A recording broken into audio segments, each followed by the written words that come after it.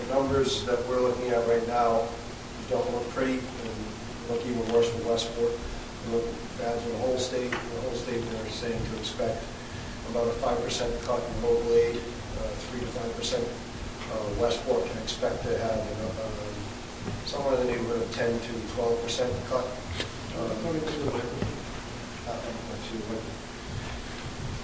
From what we've been, and again, these are just preliminary numbers, but from what we've been told, the entire state can expect about a 5% cut in local aid.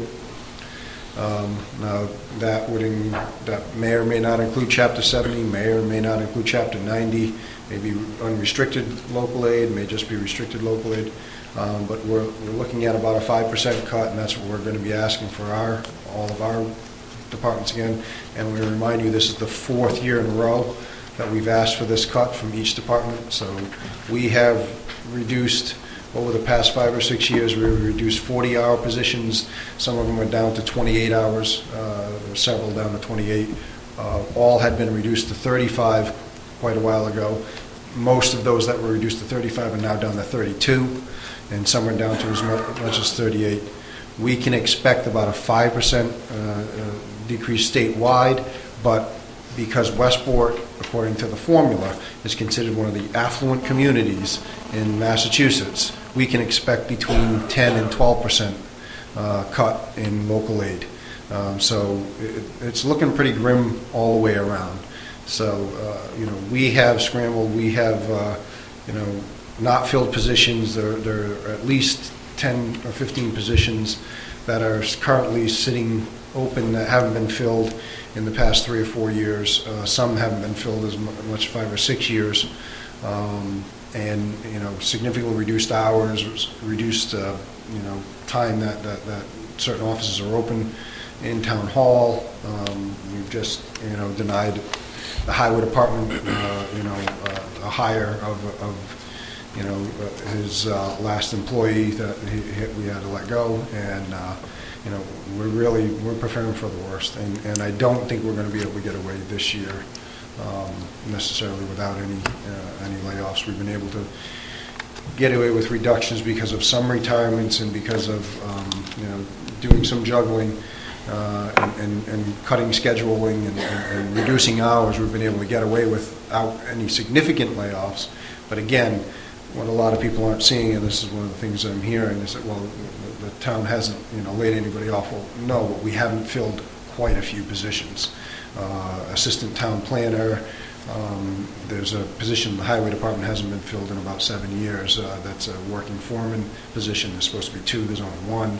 And the list goes on. There's quite a number of positions that aren't filled on the town level. So, I mean, we're all in this boat together. It's going to be, it's going to be a tough year one way or another. Again, we're looking for alternative revenue streams. We're looking to we're going to look a lot more actively at grants and what we can apply for, where we can generate some revenue, as far as that's concerned. But it's looking pretty grim all the way around. And as far as exactly what's going to come out, that's anyone's guess until they actually vote the budget. And again, that's why we've pushed our town meeting from April to June, because we don't know what the state's going to have for a final budget until May. I mean, honestly and truly. Anything else? Thank you, Mr. Balfour. Any other questions?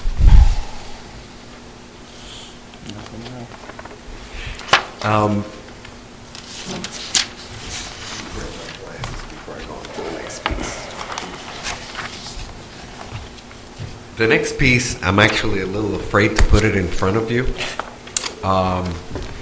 As I was saying, I know we don't have the funding for any of the improvement plans.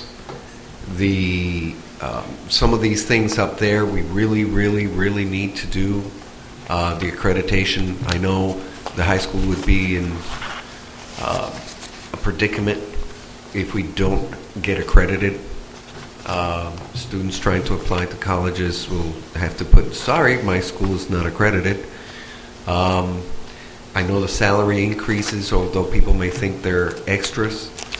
Again, if we go to, I don't think we're going to get out of arbitration a zero, since the teachers are, at this point, we haven't put anything into the budget for this year. So for next year, another zero, that would be hard to swallow, I think. So I'm looking at, several $100,000 that we have to come up with, or that we should come up with, to get into next year, keep what we have, and then maybe do a few of these things. And I'm open to suggestions as to which ones we think we should pursue heavily. And the only way to do it at this point, knowing that the town is not going to have additional monies floating around that I know of, and again, we'll talk about that on the 15th, then the only other way to do this is to cut some areas or to increase revenue in some areas. Now, before I put anything in front of you, please, people, understand that these are just suggestions, ideas that the administration has come up with. Nothing is written in stone. This is not what we're doing. These are just ideas that we have brainstormed to try to come up with creative ways, or in some ways painful ways, to generate some either savings or some funding to allow us to do some of the things we need to do. So I'm going to go there now, and hopefully I won't get shot.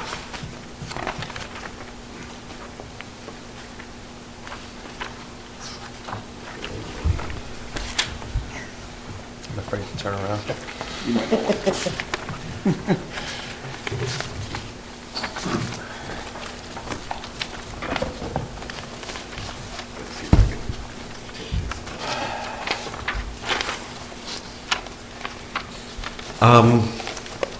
The first part would be what kind of cuts we could make. Some of these are old ones that have been kicked around for quite a few years.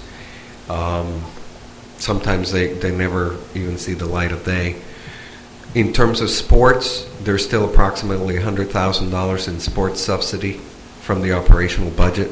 So when you saw within the analysis of how much is coming in and out of the revolving account, you also have to take into account that in order to cover all the costs of sports, the budget still has about $100,000 in it in relation to sports, and about $38,000 in relation to activities. So, cut it all, cut some. Those are possible sources.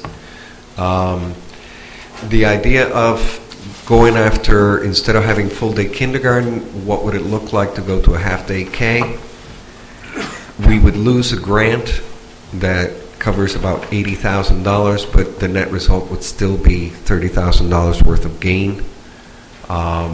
It's one of those that would be quite painful in terms of the students getting to third grade with the abilities that they would need in order to do well on the state tests. This one, again, I